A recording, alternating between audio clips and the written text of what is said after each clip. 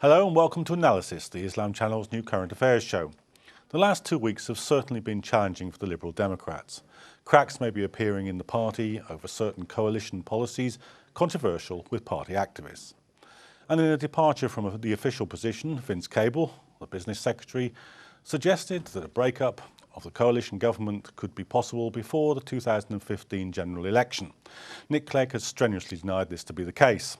The first major blow for the Liberal Democrats came just under 2 weeks ago when Brent Central MP Sarah Tether announced that she would not be standing for re-election in the next general election. In a statement on her website she wrote, "I have disagreed with both government and official party lines on a whole range of welfare and immigration policies, and those differences have been getting larger rather than smaller. Disagreements with the party on other areas of policy I have always felt could be managed, but these things are just core to my own sense of calling to politics." Tether has also accused her party of being too concerned with public opinion, but with membership falling significantly, can this really be the case? Since the coalition government was formed in May 2010, there has been a major overhaul of immigration and welfare policies. The Liberal Democrats have been criticised for not having much influence in the coalition government and have often backed policies on immigration and welfare that appear to be at odds with the party's traditional position on these issues. On today's programme, we'll be looking at the coalition government's record on both immigration and welfare reform, but we'll start this half with immigration. With me in the studio to discuss the coalition government's record on immigration policy and the extent to which the Liberal Democrats have had much influence on this area of policy are Jeremy Corbyn, Labour MP for Islington North, Jenny Pennington, researcher at the Institute for Public Policy Research, and on the phone, on his way back from the conference with the Liberal Democrats, is the peer Qurban Hussain. Welcome to the programme, all of you.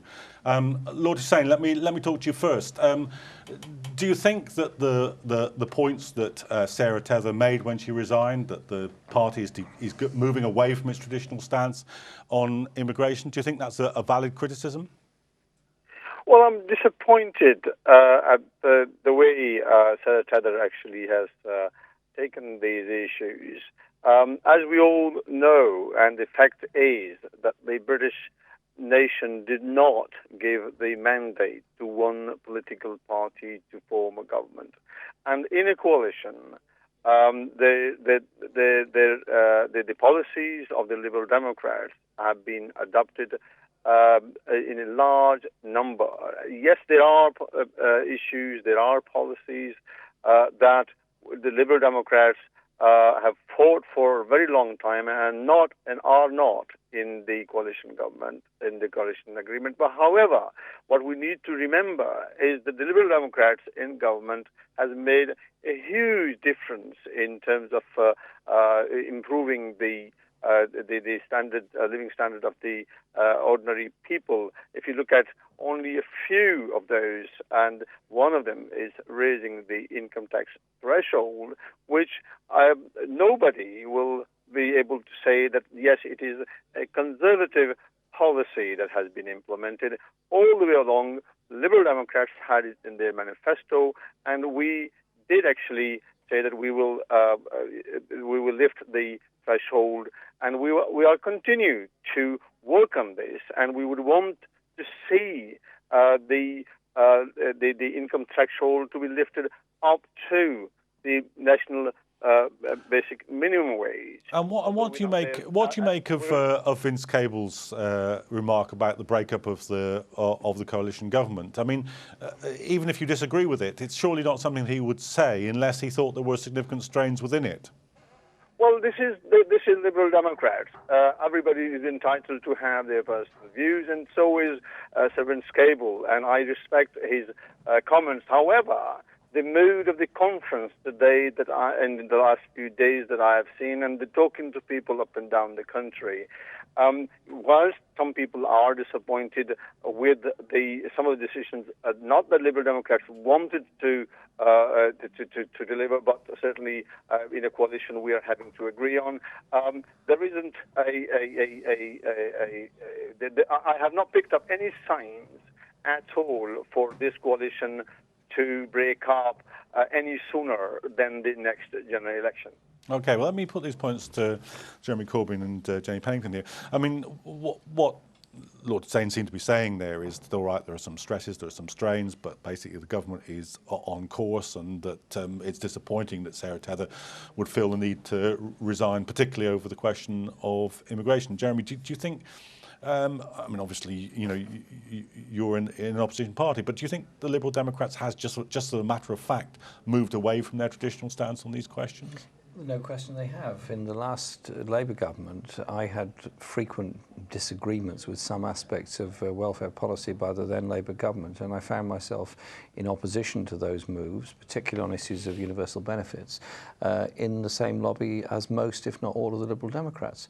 One of the best speeches against the universal credit cap, this is the 25k a year cap that the government is putting on all benefits, Sarah Tether made a very effective and very passionate speech on this, and I think her view on the question of welfare is actually quite genuine, that she believes it is fundamentally wrong, knowing the effect, particularly in London, on poorer families, the kind of constituency I represent. Poorer families are often paying £300 a week in rent through the private sector, and with a number of children and all the costs that go with children, then they find it impossible to make ends meet, and they then have to move from the borough. So what she's complaining about, which is what I complain about, is effectively the social cleansing of London. She also strongly objected, and in my view quite rightly so, to the minimum income level on which a family reunion can take place for people coming from outside Britain on a spouse visa. And this affects her constituency and mine. It affects probably even worse places in the Midlands and the North, such as Bradford and Manchester and the Pennine towns, where average wage levels are much lower than London. And I'm already getting people coming into my office who are local residents who want to bring their partner, wife or husband from Algeria, Pakistan, India, wherever, who simply don't have the income level to bring them in, even though they've got accommodation and they're quite able to look after them. It's cruel. Jenny, do you think that what's happening here, I mean, whether or not there are cracks inside the Liberal Democrats, the big crack is between them and the people that elected them, because they stood on a left of centre platform. They've ended up, particularly on the question of immigration, in a government which is, you know, worried about the UKIP vote on its right and is accommodating to it. Do you think that's where the big fissure is? I think definitely for people like Sarah Tether, who are in quite diverse constituencies, that's probably something that they are thinking about very strongly, because these new immigration rules are having a very big impact at this sort of personal constituency level. As Jeremy was mentioning, the family migration rules particularly. I think also looking within the Liberal Democrats, but also within the coalition, immigration is an issue where you are starting to see the fissures appearing. For example, the coalition immigration policy has been very much led by this idea of the net migration target, which is the government's attempt to bring the difference between the number of people coming into the country and the number of people leaving down from around 200,000 when they came into office to below 100,000. And this is really leading the rest of immigration policy and policy in a number of areas by the nose. So what we're seeing is this sort of overall target for reducing immigration affecting some of the work that perhaps Vince Cable is trying to do in BIS on promoting the UK as a popular destination for international students. That's being somewhat that's colliding with the net migration target, and also perhaps some of the kind of constituency work that people like Sarah Tether are trying to do. That's also being snared up in this wider net migration target. Lord Hussain, what about those issues that really, you know, the government's policy here, it's not even going down well with some of its own members. They're adapting to the right because of the threat of UKIP, but actually on the ground that's causing havoc. Well, let me say that I belong to the families who are affected by some of these immigration rules.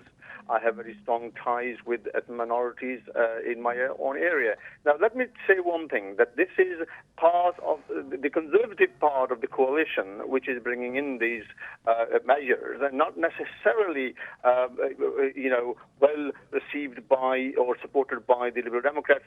May I just say that originally what we learned, and the whole country learned, that the migration advisory board that the government sets up advised the government that any amount between 18,600 to 26,000 will bring a we reduce the migration by X number. They were talking about something like 70,000+. Now, I have to say that within the coalition, it was Liberal Democrats who fought hard for not to allow the Conservatives to go to the 26,000 figure. Rather, although I and many others in Liberal Democrats, including Sarah Tether, are of the mind that this is still unfair. However, it was the Migration Advisory Board, which was a more or less independent organization, which suggested this minimum that the government has come up with. But certainly within the parties, like me and many others, are still fighting that this is unfair, and it's not right to say that it is the Liberal Democrat policy, because it is a coalition, it is the Conservative part of the coalition who is enforcing this. But, surely, perhaps one of the tipping points for Sarah Tether, but certainly maybe for others. When you saw that shop an immigrant billboard van going round, you must have thought, for heaven's sake, this isn't what I signed up for. No, nobody in the Liberal Democrats Party agreed with that at all. And this is what people need to understand. Government does not mean the Liberal Democrats as well as Conservatives. It is the Conservative part of the coalition government which from time to time say things or do things or sympathize with things which not necessarily are supported by the Liberal Democrats. And in this case, with this van business, Liberal Democrats had absolutely nothing to do with them, and we have all condemned it. Okay. Jeremy, what do you make of Nick Clegg's statement that he's looking forward to being the coalition partner of the Labour Party in the next government? Is that a prospect that warms your heart? Dream on. It's ridiculous. This guy has supported the government, the Conservative government, through austerity, through this attack on migration, through the cuts in benefits and all that, and now assumes that somehow or other the Labour Party is going to welcome him in as a new coalition partner. Even quite right-wing members of the Labour Party were sending out tweets yesterday saying if Labour doesn't have an overall majority in the 2015 election, let's do what Harold Wilson did in the 70s, form a minority administration and have another election shortly afterwards as a way of dealing with it. I do not want a coalition with the Liberal Democrats at all. I want us to be elected, and I hope we have developed some pretty clear policies on dealing with poverty in this country, dealing with the austerity issue, and getting more young people, particularly, into jobs, and not running the whole government policy on the basis of attacking the poorest and most vulnerable, either through welfare cuts or through draconian immigration rules, or that nasty van that was being sent around London advising people to shop their neighbour and get them sent somewhere else. So, you've been a critic of Labour's policy on immigration in the past. Do you think there's going to be a shift on that?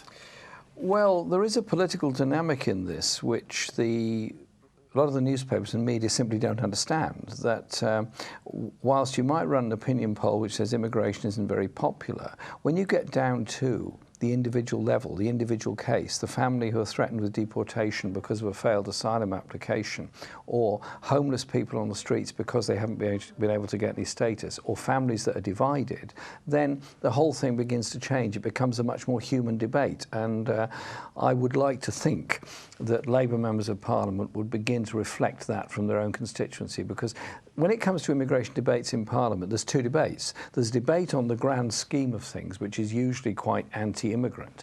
You then get into the issue of immigration rules, and you find between 50 and 100 MPs out of the 600 who are intensely involved in immigration issues all the time, because they deal with it day in, day out, and are very familiar with immigration rules and so on, and they begin to have some effect. Sarah Tether, we were talking about earlier, is the chair of the all-party refugee group. Neil Gerard was in the previous Parliament, and she's done some very good work there in producing evidence of the levels of poverty amongst asylum seekers. We pride ourselves in being the place that accepts refugees. We don't. We impoverish them. We deport people, and we have these wholly arbitrary figures thrown into the public debate saying we will allow X thousand in, we'll deport X thousand. Every case is different. Every asylum case, by law, by international convention, has to be treated individually. Jenny, you were saying, that there's a demographic in Sarah Tether's constituency which should, perhaps play a role, perhaps did play a role in her in her decision.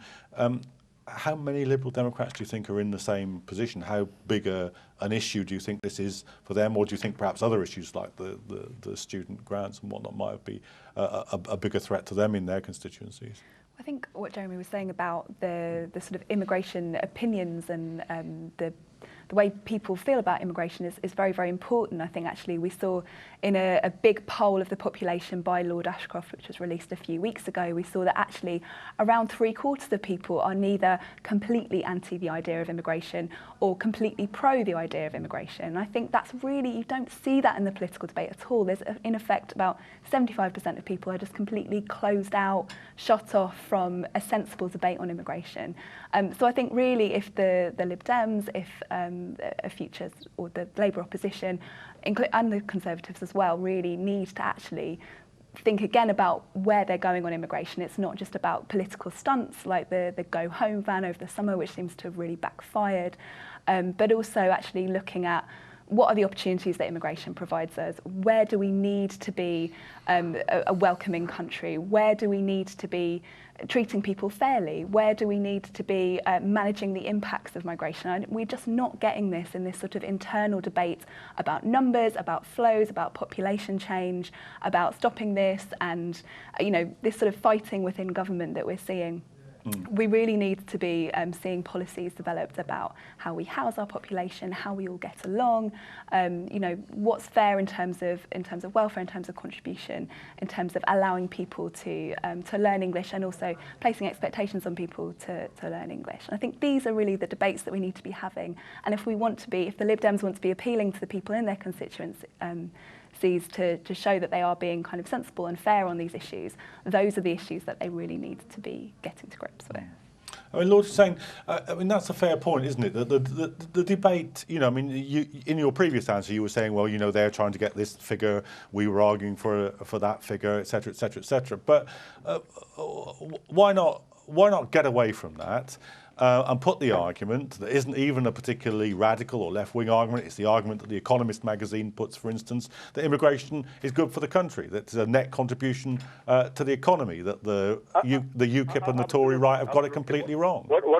What I stand for and the Liberal Democrats stand for is a liberal policy which will benefit the United Kingdom, and it is deliverable. That is the immigration policy that we need to have, and this is an immigration policy we will go for if it is a Liberal Democrat government. Now, when we are in coalition, then things are negotiated between the parties, and it becomes a very different scenario as it is now. And let me say that Nick Clegg only today said that he, on the question of who he might form a coalition with, he said this is up to the public of Great Britain who they elect and which party they elect. If it becomes the case, at the next general election, who wins the election or who forms with a coalition with whom, it all depends on the public of this country, and it did not, show preference with the Labour or the Conservatives at all. Yeah, but I mean, if you don't mind me saying so, that's blindingly obvious that the outcome of the election will determine whether or not a coalition is even likely. But unless there was absolutely no point to what he said, he was saying that if conditions arise in which there's the possibility of a coalition with the Labour Party, he would take it. I mean, nobody's made a mistake about that, have they? Just as much as we would like to form, we would form a coalition with any other party. But doesn't that simply make the party look completely unprincipled? That basically what you're saying is, look, whoever's got the most votes will lie with them. Well, it depends on who is willing to have our policies adopted more. That is the question. That it's not that if that scenario actually comes up, that the public whether they want to have a coalition or not. It will depend on who wins the next elections, isn't it? Okay. I mean, Jeremy, do you think that just made him look desperate? That he looks like a man who's lost out from this coalition and is already looking for the next one? I think they've been looking at German politics too much, and the Free Democrats have been in office virtually virtually continuously since the 1960s on the basis of between 5 and 10% of the vote, and they seem to think that we've now moved into permanent coalition territory in Britain. Obviously, I've no idea what the result of the next election will be any more than Nick Clegg has, but the idea that he could suddenly jump and form a coalition with Labour, I think, is cloud cuckoo land. I just don't see it happening, and seems to me there's a strong body of opinion in Labour which says that we would form a minority administration if we were indeed the largest party after the next election. But it's some way off. It's 18 months, 2 years away. Enough, it would have looked like a sort of workable prospect at the last general election, when at least the Liberal Democrats were standing on a left of centre platform on a number of issues, and therefore that, in many ways, the unnatural thing to do was to do what they did. Well, Clegg got through the last election campaign by outlefting Gordon Brown in the TV debates. Now, that is some time ago. The numbers didn't add up in a parliamentary sense for there to be a coalition between Liberal Democrats and Labour then, but they could have formed a credible, if sizable, minority government and then taken a chance on the future. The Liberal Democrats decided they wouldn't do that. They went with the Tories, and this very long coalition document was written. It's a first in British politics, possibly a last in British politics, and I think the more interesting debate was the one on the fringes of the Lib Dem conference, where they're saying they were going to leave the coalition before the 2015 election. And I was asked about this some while ago, and I always thought that maybe in autumn next year, a year from now, they might decide to leave the coalition and we have a minority Conservative government through till the next election, so the Liberal Democrats can build some space for themselves, between themselves and the government, because the tensions are obviously there. But there's always a trade-off. So the Conservatives say they don't want to reform the House of Lords. The Liberal Democrats say we're not going to change the size of the House of Commons. The Conservatives say they don't want free school meals for 3 years of primary school children. Clegg says he does. So in return, they accept a marriage tax allowance. And so it goes on. There's a kind of series of fairly obvious trade-offs. But at the end of the day, the Liberal Democrats are in the division lobbies maintaining the government. And they're going to have to pay for that price when it comes to the election. Jenny, just sort of as we move towards the end of this section, do you think, Jeremy was suggesting that, when you get beneath the generalities and the slogans about immigration on the ground, when people are dealing with concrete cases that are happening to their workmates and their neighbours and so forth, there's a different attitude. And you were suggesting something the same. Do you think there's any real possibility of kind of activating that sensibility among the population? So we can see in polling as well that when people talk about issues they're very concerned at for the UK at sort of national level, immigration is often riding very high, whereas when they talk about issues that they're facing at a local level, immigration is much, much lower down. And I think that's very revealing in terms of how people kind of conceive of immigration and conceive of the way that it sort of affects them. I think it would be very productive and very helpful if we were actually seeing that reflected in the national debate, and I think that's how we're going to be able to move forward on this. So, for example, some work that we're doing on looking at responding to immigration through promoting integration is going to be sort of trying to pick up on that, and I think that's something that if the Lib Dems, for example, or all of the parties are looking to carve out space for themselves at the next election, I think it would be very beneficial for them to try and sort of neutralise the toxic nature of immigration through actually looking at how it really affects people in the sort of in everyday ways. Jeremy, briefly, that would be the bold thing to do, wouldn't it? In a way, when Miliband found himself in the kind of accidental hero role in the Syria thing, there was a bump of 2 points in Labour's rating. Perhaps if we were braver or more, would be a better rating. There is a huge hinterland of people there that want a humanitarian response and want a humanitarian kind of society who don't like this rhetoric on immigration which you were talking about. And I think we should just recognise, if we want a health service, if we want a transport service, we want an education system, we want good quality engineering and science, migration has given us an awful lot of those things. We should be proud of them. Well, with that point, we're going to have to end the first half, but do rejoin us for the second part, where we'll be discussing more about the Liberal Democratic Conference and the attitude towards welfare reform.